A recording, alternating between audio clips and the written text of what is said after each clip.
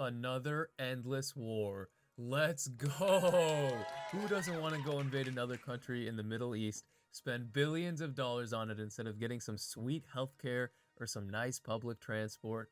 Give Israel another 10 bajillion dollars on top of all that, and in the process of it all, kill a bunch of innocent civilians. I mean, seriously, this is what I call the American dream, baby. In all seriousness though, this has to be one of the dumbest war campaigns I have ever seen in my life. I mean, at least before the government would at least try to lie about reasons to invade another country. Now, we just call it a preemptive strike and bomb a school. I'm not joking, Marco Rubio literally called this a preemptive strike. And his reasoning was that if we attack Iran, then they would attack us back, so we had to attack first? Like, what? How does that even make any sense? Like, that is just kind of how that works, dumbass. And then we bomb them and hit a school killing 150 kids, and then we say that they bombed their own school using our missiles? Like, what?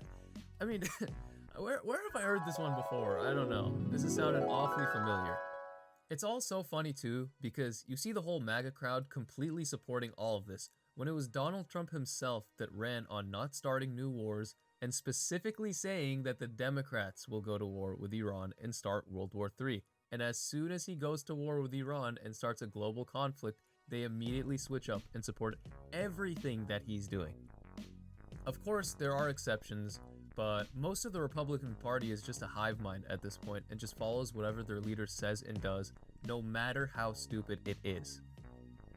Now, I want to go through some of the reasons that people are using to justify this war and explain to you why they make absolutely no sense. So I'm just going to go through the two main things that I keep seeing, right? Number one is that Iran hates us and they were going to attack us, dude. So what?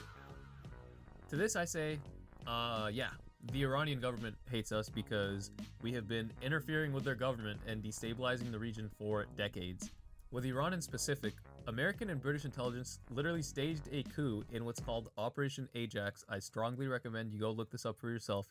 And this was to overthrow Iran's democratically elected prime minister in 1953 because he wanted to commit the crime of nationalizing their oil. After this, the Shah, who was their monarch, then operated basically as a repressive dictator that we supported because he let the West pillage Iran, really, causing great wealth inequality, which led to the Islamic Revolution in 1979. Despite this, Iran has tried and tried over and over again to do diplomacy with the US and the West, even agreeing to the Iran nuclear deal, or the JCPOA, in 2015. This deal basically said that in exchange for sanction relief over time, Iran will reduce its stockpile of low-enriched uranium by 97% over the course of 15 years and limit enrichment to 3.67%, which is just enough for civilian nuclear power and research, but not enough to make weaponry. This should have been a happily ever after moment, but unfortunately when Trump took office in 2016, he immediately tore this deal to shreds and reinstated all the sanctions back onto Iran.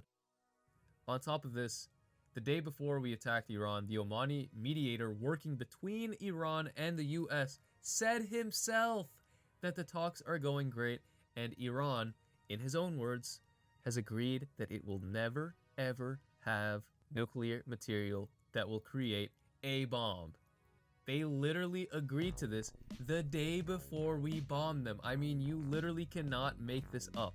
It is so clear that Iran was not planning to attack us, and this is a war desired solely by our insane administration. The second point that I keep seeing, which I don't think I need to discuss too much about this, is the whole, it's okay for us to attack Iran, bro, because they killed a bunch of innocent protesters.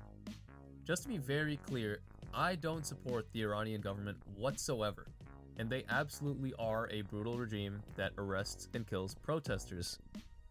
Sounds kind of familiar. But anyways, I digress. This does not make it okay for us to carpet bomb a city of like 10 million people, blow up schools, hospitals, and make it rain acid on them by blowing up oil refineries. These are still war crimes. Like, this is not a discussion that I should be having.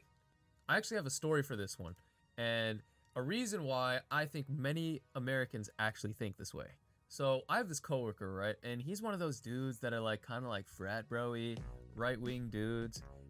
Think like the Nelk fan archetype, right?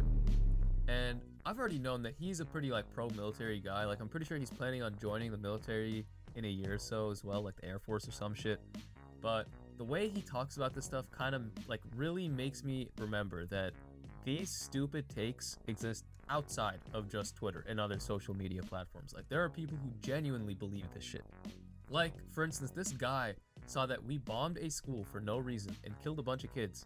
And his take was, man, that's crazy. Who builds a school so close to a military base? I just had to stare at him like this. I mean, there's nothing for me to say when you are that brainwashed and come to that conclusion instead of thinking in your mind, yeah, it's terrible, man. That's a war crime. I can't believe we just bombed a school and killed a bunch of innocent children for no reason. Also, I just found this reasoning so dumb too, because like, he said, man, who builds a school right next to a military base? Literally everyone. Like, we have a military base here where I live. I'm not going to dox myself, obviously, but about 15 minutes from where I live, there's a town that has a pretty big Air Force base. And you know what's around that Air Force base? Schools, hospitals, houses, restaurants, the normal things that a town has. I'm sure he wouldn't use that same line of reasoning if that happened here, though. But, of course, he can't really think that hard, I guess. I love how we're also just blatantly using the Israel textbook now for whenever we just kill innocent people to say either, oh, well, they put their military targets in civilian locations, so we had to kill these innocent people. Or the, nah, it was actually them who bombed themselves, which is what Trump is going with now. He's saying that Iran bombed themselves with a Tomahawk missile, which is literally impossible because they don't have Tomahawk missiles. Another thing he brought up was after we attacked an oil refinery in Iran and just obliterated these places, it was literally raining like acid rain in Tehran. Like it looked apocalyptic. This is awful. Like we're mass poisoning these people, right? And he showed me this like fucking TikTok on his phone, and he pulled it up like this, like he showed it to me like it's the coolest thing ever and started like smiling about it, like, bro, oh my god, this is crazy, bro. Yeah, like that is crazy, just not in the way that you're interpreting it. Like you are a psychopath, you know? It's just crazy, right? And the fact that anybody tries to justify this in their head is also just ridiculous. Like it is a completely different level of brainwashing that we have really only ever seen a few times in history, in my opinion, at least modern history, right? Because the reason is very clear. This is not an actual like war strategy thing. No, it's to traumatize the Iranian people in hopes that they will either completely give up or they will revolt against their government out of desperation and anger. And again, I cannot emphasize this enough. These are war crimes. We are literally carpet bombing Tehran and have already killed well over 1,000 civilians. This is obviously intentional. Now, to kind of summarize how this will affect us domestically, this administration has said that they are not taking a draft off the table. Yeah. Now, you got me so fucked up if you think I'm dying for Israel. Fuck that shit. Absolutely not. No. But honestly, I might not even have a choice. I mean, how am I supposed to dodge the draft when I can't even afford gas to get out of here? Gas has already gone up about 20% since the start of this war, and you can only expect it to go up even more and more. Yet another blatant lie that Trump ran on and the MAGA crowd completely fell for. You guys remember that? When he was saying, I'm gonna bring gas down, it's gonna be so beautiful, so beautiful. Yeah, bullshit. Listen, the more this war drags on, the more it'll make our lives worse. People in the Middle East are under threat of Iranian attacks. Iran is obviously getting brutally attacked themselves, and us Americans will be bearing the cost of this war. I just want to express how I feel about such a ridiculous and completely artificial conflict, and I'm really hoping that everyone stays safe during all of this and that this ends sooner rather than later.